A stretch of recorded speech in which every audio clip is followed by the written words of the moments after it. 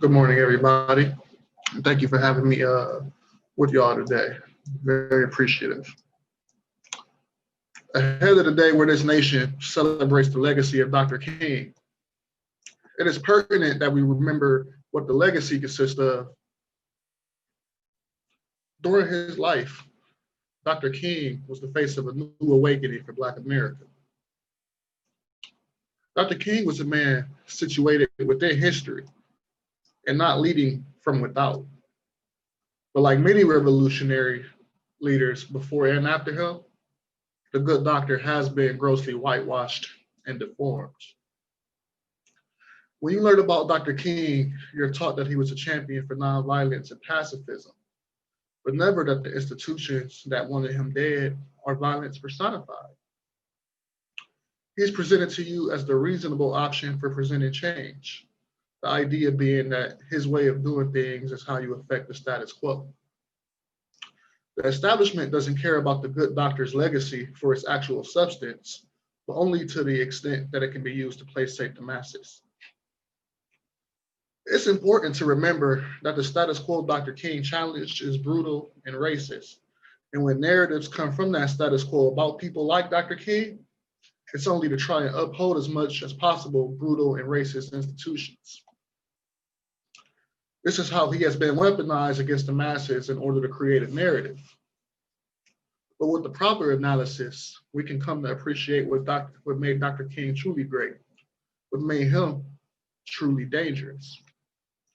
He had an ability to take the myriad of problems created by capitalism and connect them into a greater common struggle. Dr. King understood before many people did the intersections of race and class.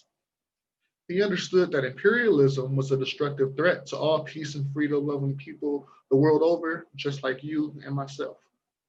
And he understood the paramount importance of class solidarity, not just with your fellow Americans, but with working class people all over the globe. He questioned the Vietnam War and encouraged others to do the same. He didn't just preach nonviolence and expect you to do the work yourself. He got out there on the front lines and got arrested alongside you, often the first one to be arrested.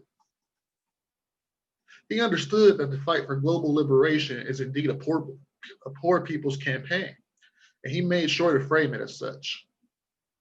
Never forget that the March on Washington is a shortened name. Revolutionaries the world over know it as the March on Washington for Jobs and Freedom. It's been 53 years now since Dr. King was stolen from us by an assassin's bullet. And the freedom that he and revolutionaries across the country and across the globe has yet to be achieved. When people are still disproportionately targeted by the carceral state, that is not freedom, and thus we have not achieved it. When you are presented the illusion of choice in elections that ultimately lead to continued destruction and looting of the global South, that's not freedom, and thus we have not achieved it. When those same elections are presented to you as the epitome of democracy, but working class people don't have a democratic say over what goes on in their workplace, that is not freedom, and thus you have not achieved it. So how can we achieve real freedom and best honor the legacy of Dr. King? Well, we must come to understand one another and connect our struggles. We must agitate and fight together as comrades. No oppression, nor any crime of capitalism is an irrational blemish on an otherwise ethical system. No, there are predictable consequences of that system designed to function in the exact way that they have. We must come together to fight that system and the institutions it props up to keep us down. The prison industrial complex, the military industrial complex, the two-party electoral system that props them up, and even the state itself. Let us remember that Dr. King wasn't targeted for removal until he began to publicly question the very institutions themselves. When he saw the struggles of people all over the globe as connected to the struggle of people here in the US, perpetrated by those institutions, that's when they took him away from us.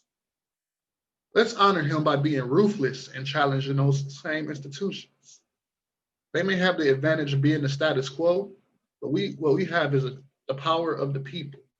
And we, the people, can liberate ourselves if we dare to struggle. Rest in power, Dr. King. We honor you this day and all days by continuing to fight.